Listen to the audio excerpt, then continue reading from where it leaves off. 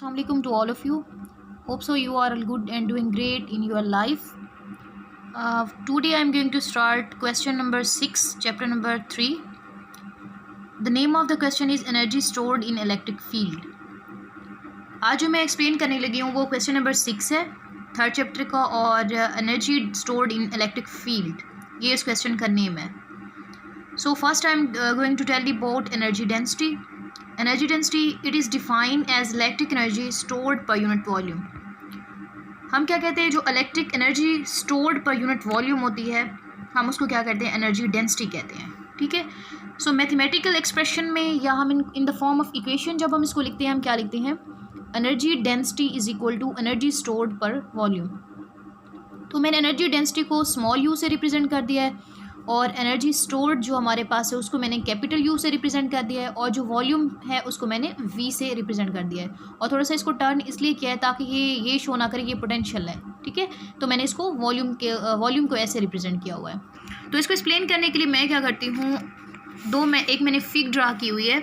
यहाँ पर आप देख सकते हैं मैंने 2 पैरेलल प्लेट्स ली हैं, पैरेलल प्लेट कैपेसिटर लिया है. ठीक है. आप देख सकते हैं ये जो प्लेट है इसके ऊपर हमारे पास क्या है, पॉजिटिव चार्ज है और ये प्लेट जो है इसके ऊपर हमारे पास नेगेटिव चार्ज है. इस प्लेट का एरिया भी ए है और इस प्लेट का एरिया भी ए है. जो ये पॉजिटिव प्लेट है मैंने इसको पोटेंशियल अप्लाई किया है जिसको मैंने वी से रिप्रेजेंट कर दिया और जो मेरे पास प्लेट ये वाली है नेगेटिव प्लेट है इसको मैंने ग्राउंडेड कर दिया है, यानी इसको अर्थ के साथ कनेक्ट कर दिया है. इन दोनों प्लेट्स का जो एरिया है उसको मैंने ए से रिप्रेजेंट किया हुआ है और इनके दरमियान जो सेपरेशन है, इन दोनों प्लेट्स के दरमियान जो डिस्टेंस है उसको मैंने डी से रिप्रेजेंट किया हुआ है.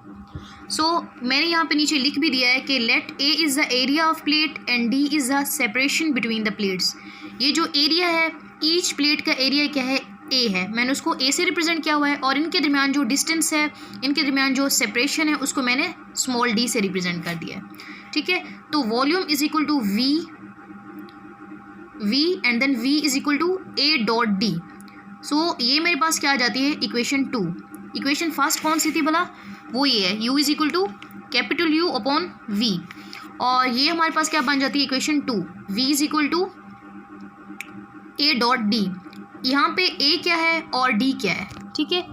अब देखें जब हम वॉल्यूम कैलकुलेट करते हैं हमारे पास वॉल्यूम का फॉर्मूला क्या होता है, लेंथ मल्टीप्लाइड बाई, हम कैसे लिखते हैं, V is equal to length multiplied by width. ठीक है. मल्टीप्लाइड बाई हाइट, ऐसे लिखते हैं ना.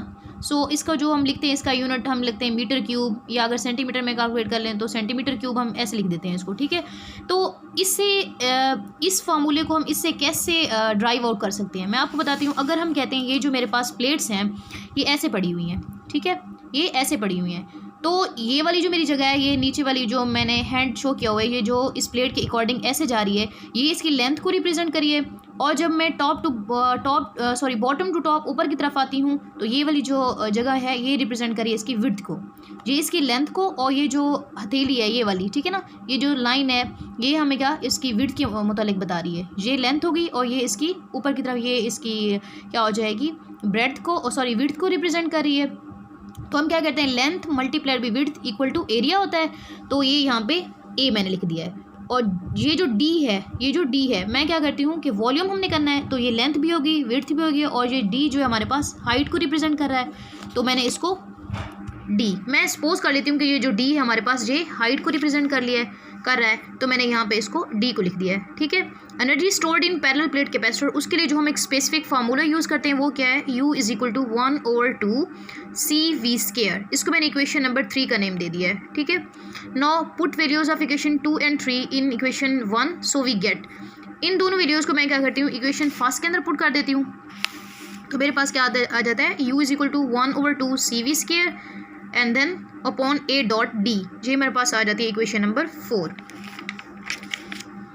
अब मैं आपको बताती हूँ जो हमारे पास value of C in parallel plate capacitor होती है उसकी वैल्यू होती है C is equal to A epsilon naught upon D. In case of parallel plate capacitor हम C की वैल्यू ये लिखते हैं. ठीक है.